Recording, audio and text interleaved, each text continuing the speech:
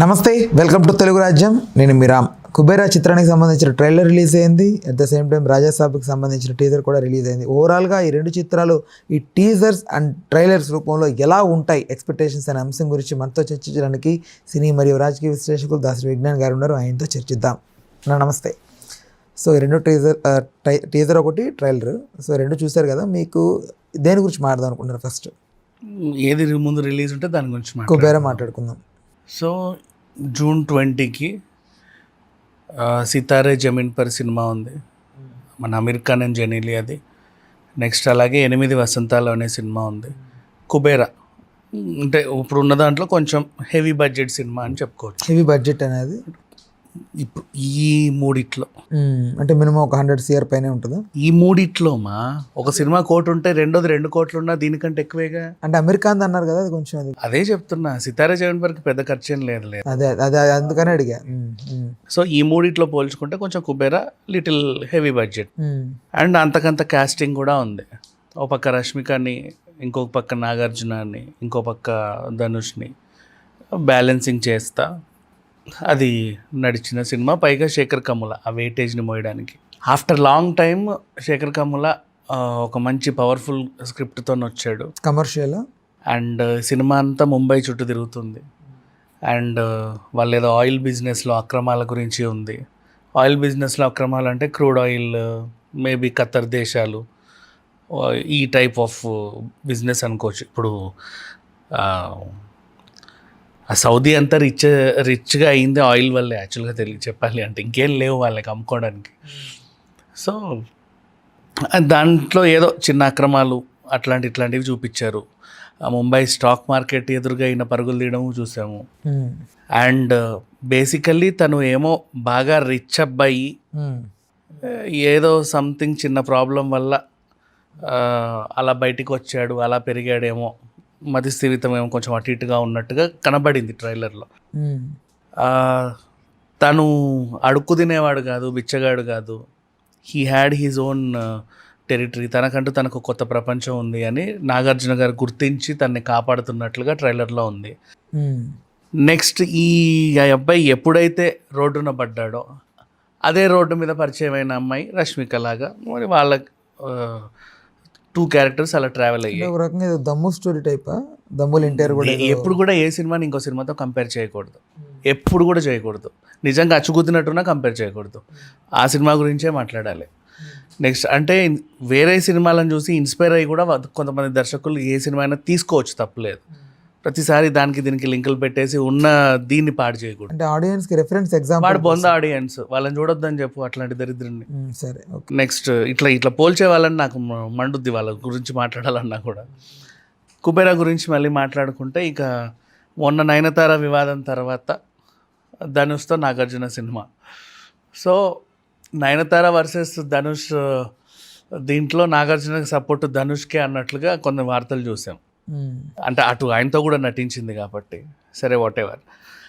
Next రష్మికకి after ఇప్పుడు pan India లెవెల్లో ఇన్ని సినిమాలు చేసిన తర్వాత, అంత బాగా గుర్తింపు వచ్చిన తర్వాత, ఇది అంటే performance oriented de glamour role. ఇది చెప్పాలి అంటే పర్ఫార్మెన్స్ ఓరియంటెడ్ రోలే. తను 100% తన ఎఫర్ట్స్ అన్ని పెట్టి చేసింది. అండ్ శేఖర్ కమ్ముల సినిమాలలో మొదటి నుంచి మీరు చూసుంటే హీరోయిన్స్కి పవర్ఫుల్ స్క్రిప్టే రాసుకుంటాడు. ప్రతి హీరోయిన్ క్యారెక్టర్ చాలా బాగుంటుంది. ఎప్పుడు మీరు అంటే గత కొంతకాలంగా ఆయన హిట్ బాట పట్టినప్పుడు డాలర్ డ్రీమ్స్ అవన్నీ వదిలేద్దాం, కనీసం ఆనంద్ నుంచి మాట్లాడుకున్నా ప్రతి సినిమాలో హీరోయిన్ ఒక వెయిటేజ్ ఉంటుంది. ఈవెన్ లేడీ ఆర్టిస్టులు ఉన్నా సరే, ఇప్పుడు ఆనంద్లో సత్యకృష్ణ అప్పుడెప్పుడో వచ్చింది, ఇప్పటిదాకా ఉంది. అట్లా కమలిని ముఖర్జీ తెలిసిన తర్వాత ఎన్ని సినిమాలు చేశారో. సో ప్రతి సినిమాలో హీరోయిన్స్కి ఒక ఇంపార్టెన్స్ ఉంటుంది. ఈవెన్ లీడర్లో కూడా హీరోయిన్కి ఇంపార్టెన్స్ ఇచ్చాడు.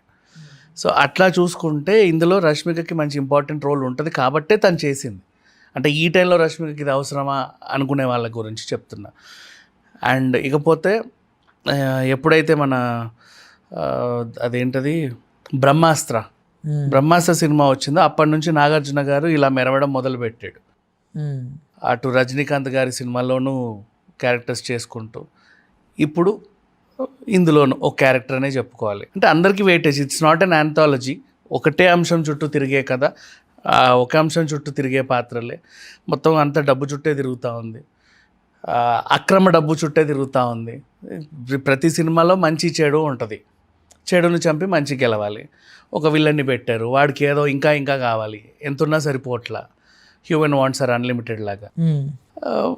వాడి కన్ను దేని మీదో పడింది, దాన్ని ఛేదించుకుంటూ వీళ్ళు వెళ్ళాలి. లాస్ట్కి ధనుష్ నిజంగా బిచ్చగాడ, అసలు అపర కుబేరుడా అనేది అంశంతో సినిమా ఎండ్ అయిపోతుంది.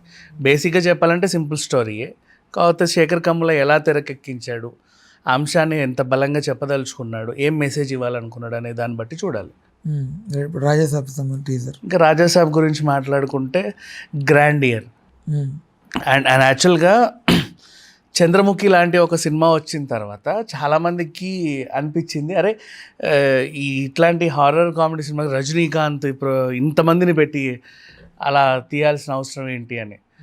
తర్వాత నాగవల్లి కూడా ఆ రేంజ్ బడ్జెట్ సినిమానే, అంటే కొంచెం ఆడలేదులే, అంటే హెవీ బడ్జెట్ హారర్ కామెడీ సినిమాల్లో. అట్లా చూసుకుంటూ పోతే మళ్ళీ రాజాసాబ్ వచ్చింది after long time. And next Kanchana. ఇప్పుడు అదే చంద్రముఖి గురించి మాట్లాడుకుంటే ఆ టైంలో ఇప్పటికీ ఎందుకు మాట్లాడాలంటే, చంద్రముఖిలో మీరు బాగా గమనించి చూడండి, గ్రాఫిక్స్ ఎక్కడా ఉండదు, ఆ పాము ఒకటే తిరుగుతూ ఉంటుంది అంతే, ఇంకెక్కడా ఉండదు. నీకు ఒక సీరియస్ యాక్షన్లో భయపెట్టాలన్నా కళ్ళకు ఫోకస్ వేసాడే తప్పితే అంతకు మించి ఏమీ చేయాల, ఎక్కడ కూడా గ్రాఫిక్స్ ఉండదు. లాస్ట్ ఆయన్ని చంపడం అది కూడా డ్రామాటిక్గా తీసేశారు అంతే, వాట్ ఎవర్. బట్ రజనీకి కొంచెం వాడతారు, రజనీకి వాడతారు కొంచెం, అసలు ఎక్కువ విఎఫ్ఎక్స్ వర్క్ లేదు ఆ రోజుల్లో. ఎప్పుడైతే మారుతి ఈ హారర్ కామెడీ జోనర్ని ప్రేమ కథా చిత్రంతో టచ్ చేశాడో మూల పురుషుడు అయిపోయాడు. అప్పటి నుంచి దయ్యాలని చూసి భయపడే రేంజ్కి వచ్చేసాయి, చాలా తీసేశారు సినిమాలు. అమ్మో ఎన్ని వచ్చాయంటే అసలు కొన్ని సందర్భాల్లో ఈ దయ్యాలను చూసి కూడా మనం జాలి పడతాం. పాపం ఈ దయ్యం నిజంగా చెడ్డ దయ్యం కాదు, మంచి దయ్యమే, కాకపోతే ఒక కాజ్ కోసం పోరాడుతూ వీళ్ళని చంపుతుంది అని చచ్చిన వాళ్ళని చూసి నువ్వు జావురా అంటాం దయ్యాన్ని మెచ్చుకునే సినిమాలకి, అంటే హారర్ కామెడీ అంటే మనం భయపడే రేంజ్కి తీసుకెళ్లారు. తర్వాత మళ్ళీ అదంతా పోతా నిజంగా మంచి సినిమాలు వచ్చాయి. ఇప్పుడు మళ్ళీ ఆఫ్టర్ లాంగ్ టైం అంత హెవీ బడ్జెట్ పెట్టి ఒక హారర్ కామెడీ తీస్తున్నారు. అంటే హెవీ బడ్జెట్ ఇన్ సెన్స్ నీకు టెక్నీషియన్స్ ఆర్టిస్ట్కే అయిపోయింది చెప్పాలనుకుంటే. అండ్ నిన్న సెట్ అందరు వెళ్ళి చూసి వచ్చారు, వాళ్ళు వదిలేరు సెట్ని చూసుకోండి అని. తెలియదు నాకు, నేను కనుక్కోలే, వెళ్ళాల. సో వీళ్ళే మీ ఛానల్స్ వాళ్ళు అట్లా చూపిస్తుంటే చూసా, దాన్నంతా తిప్పి చూపించడం అంటే ఒక టైప్ ఆఫ్ ప్రమోషన్ ఎంత బాగుందంటే, అంతకుముందు వాల్తేరు వీరయ్యకి జరిగింది ఇది, ఆ షిప్ ఆ లొకేషన్ అంతా అందరు వెళ్ళి ఇదే అని. బాహుబలి సినిమా తర్వాత వెళ్ళారు లొకేషన్లు, ముందే వెళ్ళాల. సో అంటే రామోజీ ఫిలిం సిటీలో రానీరు అంత ఈజీగా, ఇదేదో చక్కగా వెళ్ళి అందరూ బాగా తీసుకొచ్చి ఇదో టైప్ ఆఫ్ ప్రమోషన్. ప్రమోషన్స్లో 6 నెలల ముందు నుంచే కొడుతుంది. అంటే ఫస్ట్ ఎప్పుడైతే రిలీజ్ డేట్ ప్రకటించి ఒక పోస్టర్ వదిలేరో, ఆ తర్వాత కొంతమంది కన్ఫ్యూజన్ అయ్యారు, ఎట్లా ఓల్డ్ ఏజ్ లుక్లో ప్రభాస్ని చూపించారు, టీజర్లో ఏమో సంజయ్ దత్ కనబడుతున్నాడు, ఇట్లాంటి డౌట్లు చాలామందికి వచ్చాయి. వాట్ ఎవర్, ఆ డౌట్ రైజ్ అవ్వడం కూడా మంచిదేగా, ప్రమోషన్ వైజ్గా బాగా ఉపయోగపడుతుంది. సో అంచనాలు అయితే అందుకుంది విపరీతంగా. అండ్ ఆ రిద్ది కుమార్నే జస్ట్ కొంచెం ఒక షార్ట్లో చూపించారు, మిగతా హీరోయిన్లను ఏదో చూపించి ఉన్న పాత్రలన్నీ ఇంచుమించు పరిచయం చేసి వదిలేశారు. అంటే ఏం చెప్పబోతున్నాం మేము అని. ఆ ఇల్లు ఒక అయింది, ఆయన ఆత్మ అందులోనే ఉంది, ఆ ఆస్తిని ఆ కొంపని బాగా ఇదిగా కాపాడుకుంటున్నాడు. అంటే నాకు కొడతావా ఉలిక్కి పడతావా ఆ టైప్ ఆఫ్. నేను అదే చెప్తున్నా, ఎప్పుడు ఏ సినిమాని దీంతో కంపేర్ చేయకూడదు. ఒకటి చెప్పనా, హారర్ సినిమాలు అన్నీ ఒకలానే ఉంటాయి తెలుసా. 100 హారర్ సినిమాలు తీసుకో, అందులో 98 అనుకోకుండా ఒక గ్యాంగ్ వస్తుంది, ఒక కొంపకెళ్ళొద్ది, అందులో ఇరుక్కుంటుంది, దాంట్లో జరిగే పరిణామాలు భయపడతా లాస్ట్ ఛేదించుకుంటూ బయటకు వస్తారు, అంతేనా? మోస్ట్లీ అంతే. ఇది కూడా అంతే, ఎప్పుడు కంపేర్ చేయొద్దు. హారర్ సినిమాలు కామెడీ సినిమాలు, భయపెట్టిందా లేదా, నవ్విచ్చిందా లేదా, ఇంతే. ఇంతకుమించి 3వ నిమిషం మాట్లాడొద్దు. ఇది హారర్ కామెడీ కాబట్టి అలరించిందా లేదా మాట్లాడుకుంటే చాలు. ఖచ్చితంగా అలరిస్తుందనే అనుకుంటున్నా, అంటే అంత వెయిటేజ్ ఉంది. అండ్ ప్రభాస్ని పెట్టి ఎంత ధైర్యం చేశాడు. యాక్చువల్గా చెప్పాలంటే ఈ హారర్ కామెడీలకి ప్రేమ కథా చిత్రం నుంచి ఆజ్యం పోసింది ఈయన తర్వాతే చాలామంది దాన్ని చెడదొబ్బారు. ఇప్పుడు మళ్ళీ ఆయన అదే స్క్రిప్ట్ పట్టుకున్నాడు అంటే నెక్స్ట్ లెవెల్ ఉండాలి, కాబట్టి పాన్ ఇండియా స్టార్తో తీసాడు. ఒక ఎలా అయితే ఇప్పుడు కాజోల్ అజయ్ దేవగన్ సినిమా వస్తుంది, అండ్ స్త్రీ పార్ట్స్ ఎలా అయితే చూసారో ఆ రేంజ్లో బుల్ బులయ్యేలాగా ఇది కూడా పెద్ద హిట్ అవుతుంది. ఎలా అనిపించింది టీజర్ ఓవరాల్గా, కథాంశం గ్రాఫికల్గా? అన్నీ బాగున్నాయి. అందుకే చెప్తున్నా అప్పుడు చంద్రముఖితో ఎందుకు పోల్చానంటే ఆ టైంలో గ్రాఫిక్స్ లేకుండా అంత మ్యాజిక్ చేశారు. ఇప్పుడు చాలా డెవలప్ అయిపోయింది. పైగా ఈ డైరెక్టరే ఆల్రెడీ గ్రాఫిక్స్ని పరిచయం చేసి వదిలేసాడు ఈ హారర్ కామెడీతో. ఇప్పుడు పాన్ ఇండియా లెవెల్లో తీస్తున్నారు కాబట్టి అంతకు మించి ఉంది. నిజంగా బాగుంది.